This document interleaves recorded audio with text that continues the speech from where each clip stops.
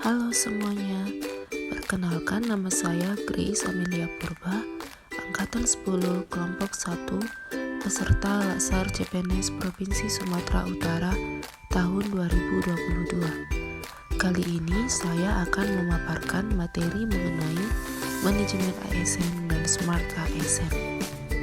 Apa itu manajemen ASN?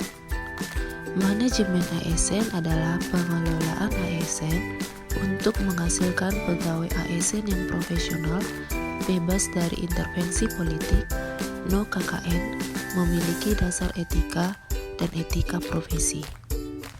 Manajemen ASN lebih menekankan pada pengaturan profesi pegawai sehingga tersedia sumber daya aparatur sipil negara yang unggul dan selaras dengan perkembangan zaman.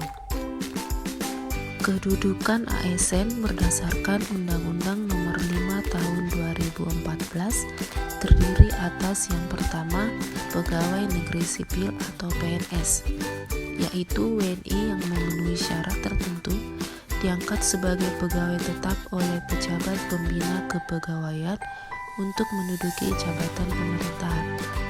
Yang kedua, P3K atau pegawai pemerintah dengan perjanjian kerja. Untuk menjalankan kedudukannya, maka ASN berfungsi sebagai yang pertama, pelaksana kebijakan publik, yang kedua, pelayan publik, dan yang ketiga, perekat dan pemersatu bangsa. Yang selanjutnya adalah hak dan kewajiban ASN. Hak bagi PNS adalah yang pertama, gaji, tunjangan, dan fasilitas, yang kedua cuti, yang ketiga jaminan pensiun dan jaminan hari tua, yang keempat perlindungan, dan yang kelima pengembangan kompetensi. Sedangkan untuk hak yang dimiliki P3K adalah yang pertama gaji dan tunjangan, yang kedua cuti, yang ketiga perlindungan, dan yang keempat adalah pengembangan kompetensi. Untuk kewajiban PNS dan P3K memiliki kewajiban yang sama sesuai dengan yang tertera pada 8 poin ini. Kode etik dan kode perilaku ASN dibagi menjadi 4. Yang pertama, melaksanakan tugasnya dengan jujur. Yang kedua, melaksanakan tugasnya dengan cermat dan disiplin. Yang ketiga, melayani dengan sikap hormat, sopan dan tanpa tekanan. Dan yang keempat adalah melaksanakan tugasnya sesuai dengan perintah atasan, sejauh tidak bertentangan dengan peraturan perundang-undangan. Dalam menjalankan manajemen ASN, maka dibutuhkan sistem merit. Apa itu sistem merit?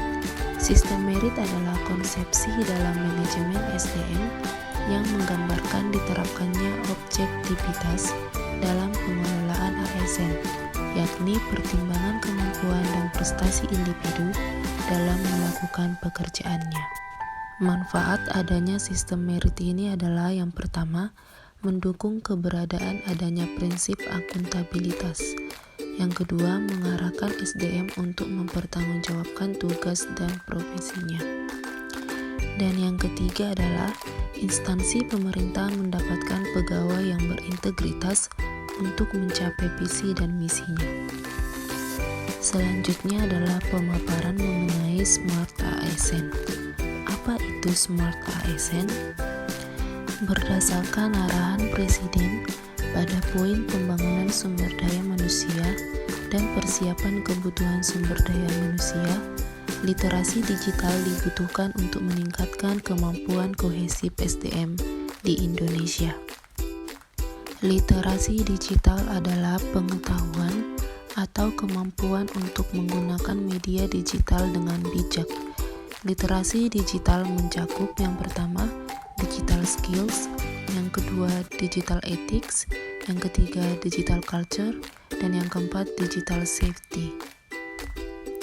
Etika bermedia digital. Etika bermedia digital meliputi kemampuan individu dalam menyadari, mencontohkan, menyesuaikan diri, merasionalkan, mempertimbangkan, dan mengembangkan tata kelola etika digital dalam kehidupan sehari-hari.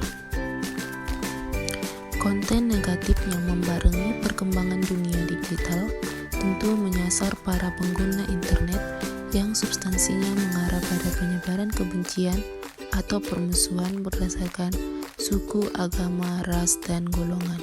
Konten negatif ini mencakup hoax, cyberbullying, dan hate speech. Demikianlah pemaparan saya mengenai manajemen ASN dan Smart ASN. Jadilah ASN yang berakhlak. Terima kasih.